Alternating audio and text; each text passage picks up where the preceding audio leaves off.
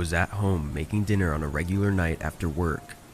It was around 7 p.m., or maybe even later, and I'd gotten home from work only an hour before. I wasn't making anything fancy, just a small chicken breast and some frozen corn. I had just finished with the chicken and began draining the water from the corn when a light scraping sound came through the house. It was short and quick, and not very loud, but the strangeness of the sound made me flinch a little. I continued doing what I was doing, thinking it was just some weird sound that the house was making that I had just never heard before. But then again, that same scraping sound vibrated through the walls. It was such an unusual sound, I had no idea what to think of it. I quickly finished plating my food, then went toward the front door to listen for it again, hoping to pinpoint where it was coming from. I waited for maybe 30 seconds, not hearing anything, then went back to the table to eat. Even still at this point, I wasn't thinking anything of it. I was only curious as to why the house was making that sound, but I wasn't worried in the slightest. I spent a few minutes eating, then went over to the couch to rest and watch some Netflix for a bit. But through the show, I would constantly hear that obnoxious scraping sound over and over. Eventually, it was just getting so aggravating that I turned off the TV and just waited, listening. When the sound came again, I was able to hear it more clearly, coming from somewhere upstairs. I quickly walked up to the second floor, still just annoyed at the house for ruining my night, but also a bit more concerned that there may actually be something wrong with the house. At the top of the steps, I stayed in the hallway, waiting again for the sound. A whole minute went by of nothing, so I began searching the rooms to make sure everything was okay. It didn't seem like anything was unusual or broken, so now I was starting to really get confused and worried. I put some shoes on and went outside, and while it was dark, I figured I'd maybe be able to see a tree scraping against the house, or possibly some other issue. I went to the side of the house where I knew there was a tree, but it wasn't windy at all, and the branches were nowhere near the side. I kind of just stood there, wondering how this was happening, and why it suddenly started tonight. I was tired, and this was the last thing I wanted to be doing. I walked back around to the front of the house, and on my way to the front door, a glimmer of light came in the side of my vision. I turned and looked, as it seemingly came from the front of the house. I walked further down the driveway by the sidewalk and looked back, and that's when I saw a small light coming from one of the windows in a dark room of my home. After a couple seconds, I realized it was the attic window, and that the light was moving, almost like someone was shining a flashlight around. I was horrified. Someone was in my attic doing who knows what, and for how long. I stayed out front, calling the police as I stared at the window, watching the light move around slowly. But as I was talking on the phone, the light got dimmer before shining directly at me. They held it there for a couple seconds, then shut it off, and even from outside, I was able to hear a few loud thuds. I immediately ran over to my neighbor's yard, trying to explain to the operator what was going on while looking over at my house in terror. From where I was, it looked silent and calm, but that only made it more scary, knowing that something awful was likely going on inside. After a few minutes though, nothing else was seen and the cops finally made it. They searched the house first, then brought me inside to talk. They found multiple shoe prints in the attic, and they suspected it was likely a group of teenagers messing around with me and likely not trying to cause any harm. There were no signs of anyone living there or anything, which was a relief.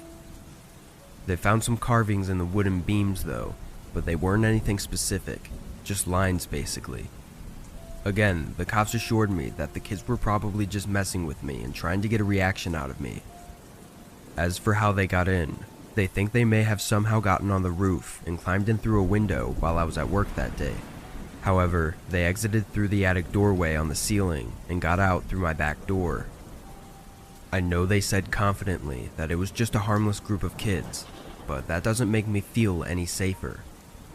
Knowing that some random group of people broke into my house and was camping out there all day and at night while I was home is really unnerving. I mean, those cops didn't actually know what the group's intentions were either, so who knows what they actually planned on doing.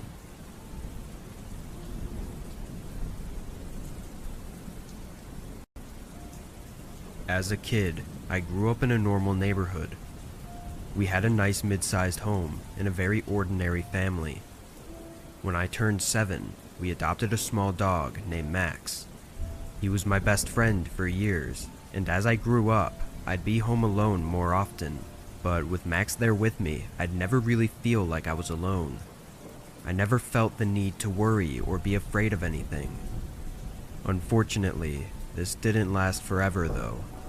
When I turned 15, my family sold our home and moved 20 minutes away to a more isolated, smaller house in a forested area. And sadly, that summer, Max passed away due to old age. I was thankful that it was summer though, because I had time to grieve at home without having to go to school or anything. After a few days of the family grieving together at the loss of our first family dog, things went back to normal. My parents went back to work and I stayed home on summer break. However, I immediately felt a difference. This was the first time I'd ever really been completely home alone in my entire life. Without Max to always be by my side, I was constantly paranoid and uneasy about every small sound coming from the house. Not to mention, we'd only lived in the place for a few months, so I didn't even really know the area or feel fully safe yet. Anyway, just a week after losing Max, it was another regular day. My parents left for work and I stayed home. The house was only one story, so the layout was basically just a line. When you walk in the front door, there's the kitchen and living room, which then leads to a long hallway, with 2 rooms on the side and my parents' bedroom at the end. For the past week of being alone, I'd always walk down the hallway and close all of the bedroom doors. For some reason, I didn't like seeing the doors open in the hallway, as it just gave me a weird feeling. So this day was no different. I went along the hallway, closing each door until I got to my parents' room. I pulled the door through the doorway and began walking back, but immediately realized that I didn't hear the click sound of the door being fully shut. So I turned back around and pulled the door shut more firmly, this time hearing the click sound of the door locking in place. I went back to my room where I had my computer and closed the door. I put on my headphones and watched YouTube for almost 2 hours straight, since there wasn't much else to do. By this point though, it was about 9 a.m. and I was ready for some breakfast. I laid my headphones on the desk and opened my room door, stepping into the hallway. As I stepped out and turned towards the living room, I couldn't help but notice something was off in the corner of my eye. I turned my head to look back down the hallway and instantly froze. The door at the end of the hallway was open. I mean, wide open. I must have stood there for a whole minute, just trying not to make any noise and listen for any movement in my parents' bedroom. At this point though, I didn't know what to do. I knew that I had closed that door, and there was no way it could open on its own, so I was pretty confident that somebody could be in the house. I hadn't heard anything though, so I had no idea where they were. They could have been in any room in the house by now. I decided to very quietly and slowly walk through the living room and into the kitchen, frantically swiveling my head all around, fearing that they were hiding somewhere. Upon reaching the kitchen, I grabbed one of my parents' large steak knives. Gripping the knife tightly in my right hand, I felt slightly better, but still terrified. I quickly and carefully double-checked the living room and dining room, making sure the intruder wasn't hiding anywhere, then stood at the end of the hallway. I walked down to the spare bedroom, trying to open the door quietly, but it was old and creaky. Everything seemed to be exactly how it was left. Nothing moved at all. I backed out and closed the door. I saved my parents' bedroom for last, as it was the room with the open door, and I was terrified. It didn't help that this house was in the middle of a forest, knowing that no help was anywhere nearby. I stood at the doorway for another minute, only able to see half of my parents' bed, while clutching the knife and listening. It was dead silent. Fear continued to rise inside me as I called out shakily, but there was no response. I tried to sound confident, but I knew it was a thin act. I took a step inside, looking around the corner. It seemed empty, just like the other rooms, with nothing moved at all. I even crouched and looked under the bed, but no one was there. I walked to the other side of the bed, and just as I noticed a small spot of dirt on the floor, I heard a soft thud from behind me. I jumped, heart racing, and stared at the bathroom door that was shut. I could hear frantic movement in there, while also seeing a slight shadow from under the door. A few seconds passed as I stood in fear before hearing one last thud, followed by footsteps fading away outside the house. Still in shock of what had just happened, I carefully walked over and opened the door, immediately noticing the open window. I quickly closed and locked it, then ran to my room to grab my phone. I don't know why I never called the police. I guess I was just young, and I didn't want them to come over if nobody was actually there. But upon reflection, I know I should have just left the house and called the cops to begin with. Anyway, I called my parents first, who then called the police and came home soon after. During their investigation, they found small patches of dirt from someone's shoe pretty much throughout the whole house, except for my room. They were able to tell that it was only one person. However, strangely they didn't take anything. Not a single thing was missing from our home. This was obviously really creepy and unusual, making the motives of the intruder much more disturbing. We moved out of the house several months later, though mostly due to other problems with the house. Being in my 20s now, I still think about this encounter every once in a while. I wonder what would have happened if I wasn't wearing my headphones and heard the person enter, since I probably would have looked and seen them. It's terrifying to imagine, but I'm thankful for how everything turned out, aside from the intruder never getting caught.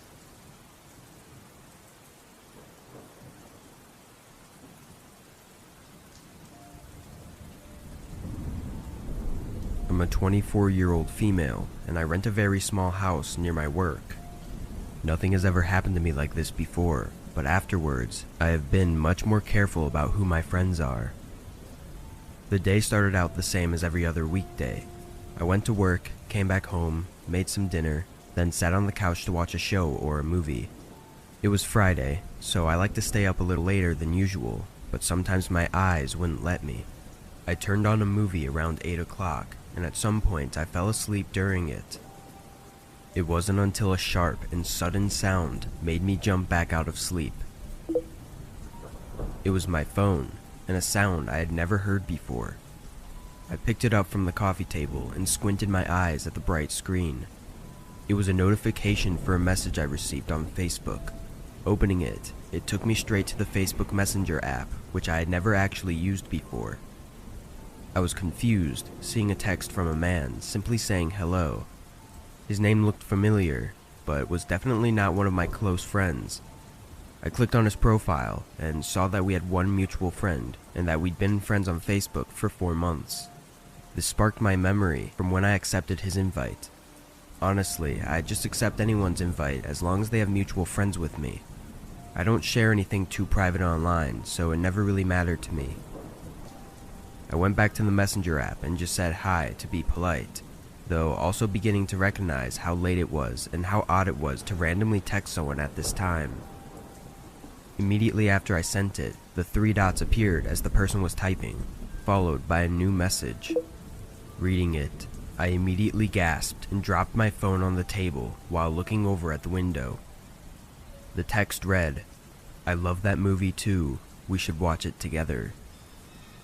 I didn't see anything outside the window though, it was completely black outside. I was shaking, knowing now that someone was definitely watching me. I felt super uncomfortable too, not knowing how long they'd been watching.